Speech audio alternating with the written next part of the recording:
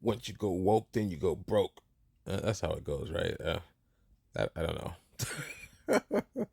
Hey, if you like Buzz Lightyear, you like Chris Evans, you like Disney Pixar stuff, it's pretty good. It's pretty good. Definitely check it out. I say you should watch it once. Okay, review over for all of you that just left.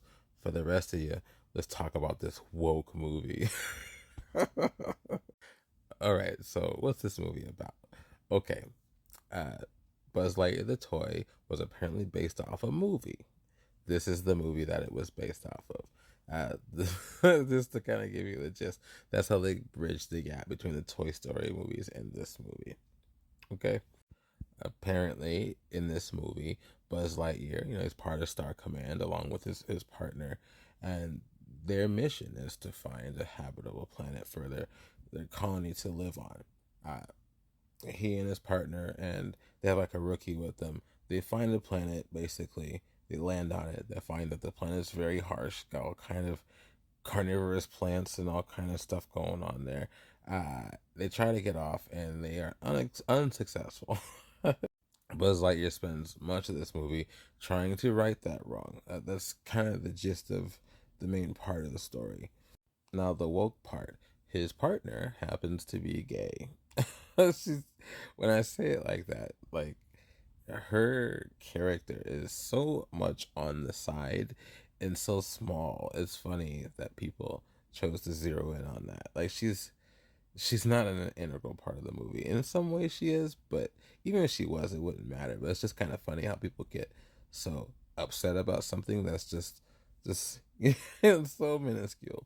She's a badass, of course. They both are. Buzz is a badass. She's a badass.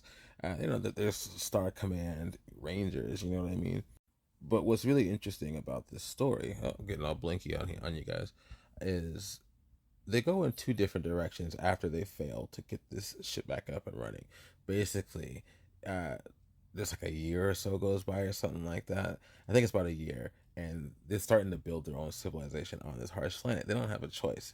All the colonists are stuck there, so they just have to build there. This really violent place, right? Uh, they finally find a way to actually possibly get back up and get up to light speed and whatnot. And Buzz is all for it. He's like, "Yeah, man, let's do this. And I'm gonna be the guy that tests out this light speed." Meanwhile, his partner, she's kind of settled down to being basically like the commander. She's basically the big boss now. She's just basically kind of chilling while he's still doing all the exploration and all the dangerous stuff. But without ruining too much, let's just say that fails multiple times. He gets quite obsessed with it to the point where he never really gets to live his life. He just is so focused on the mission. He just wants to right the wrong that happened at least a year ago at this point. Meanwhile, she's just chilling. So she gets a family, she gets a wife, eventually they get kids and grandkids and all that kind of stuff.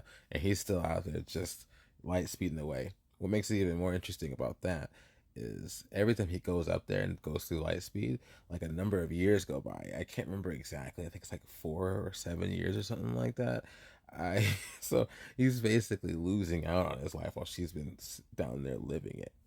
That's the real theme here. It's not all that woke stuff. It's being able to kind of move on through adversity, through bad things that happen. It's he's not able to do that. That is a beautiful idea, honestly. That concept alone makes this movie worth the watch. They do it very well. You just see him practically being left behind by choice, kind of a thing. Uh, there are some other characters there too. He ends up running into her granddaughter years later because he travels through the future a lot. Uh, he ends up meeting this robot cat, which is really cool and cuddly. You can make plenty of Disney toys off of that. If you're worried about if Chris Evans is better or worse than Tim Allen, I love Chris Evans. I love him so much. I love him so much. He could be in anything and I wouldn't care. So I'm biased. I'll be honest. But you know what? I love them both. I love Tim Allen's Buzz Lightyear. I love Chris Evans' Buzz Lightyear.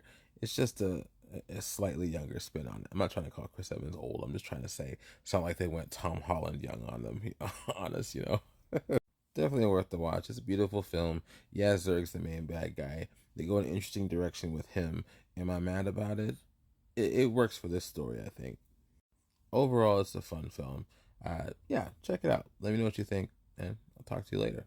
Oh, overtime. A little bit of trivia for you guys. Did you guys know that the oxygen tanks in this movie are actually the scream tanks from Monsters Inc.? Okay, okay. I'll talk to you guys later.